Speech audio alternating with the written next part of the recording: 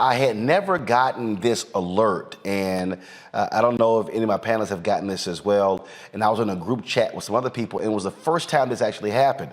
So when I was in Los Angeles, I was at the Maxwell concert.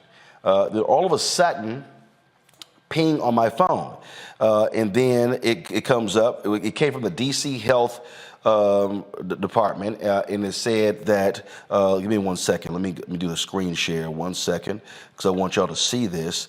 And again, this is the first time I'd ever seen this, and I'm like, okay, did I get enrolled in something I wasn't aware of?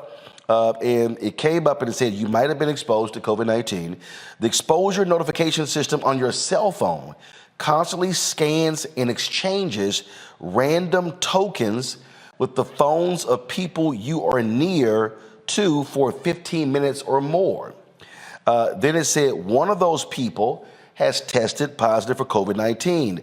Based on the strength and duration of the signals between the two phones, DC Health believes it is likely you were in close contact with this person and you may have been exposed. If you're experiencing symptoms, recommend you self-quarantine. It goes through all the different directions there. I had not seen that before. Can you explain that? First of all, can you explain how I got that notice? Did we enroll in something? So explain this pinging of phones. Yeah, so they are using technology to, try to help avert a public health crisis. The problem with the pandemic is by the time people realized that they were infected, by the time people became symptomatic, they had already spent 2, 3, 4, 5 days engaging with other people, going to restaurants, going to wherever. And then they had already spread the virus to a number of people. In the beginning of the pandemic, there was this idea that you could use smartphone technology and, the way our cell phones are tracked and pinged from towers to keep an eye on whether or not people were in proximity to other people who tested positive for COVID.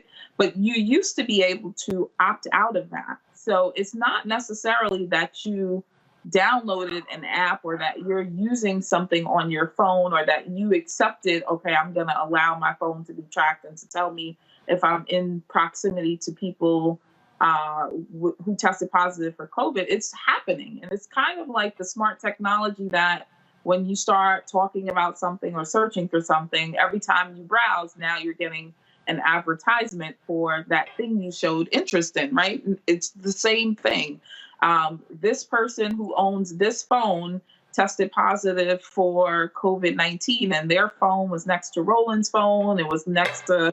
And that means somebody tested positive, was entered into a system, and they still traveled. Yeah. Well, there's no mandates, right? Unless you leave the country, there's no rule that says you can't get on an airplane, a bus, a train, etc. We're working on the honor system, but we're not a very honorable country these days, so. All right, folks, back to our Roland Martin Unfiltered video in just one moment. Folks, Black Star Network is here. Oh, no punches! I'm real revolutionary right now. Support this man, Black Media. He makes sure that our stories are told. Thank you for being the voice of Black America, Roland. Stay black. I love y'all. All momentum we have now. We have to keep this going. The video looks phenomenal. See, there's a difference between Black Star Network and Black-owned media and something like CNN. You can't be Black-owned media and be scared. It's time to be smart. Bring your eyeballs home. You dig?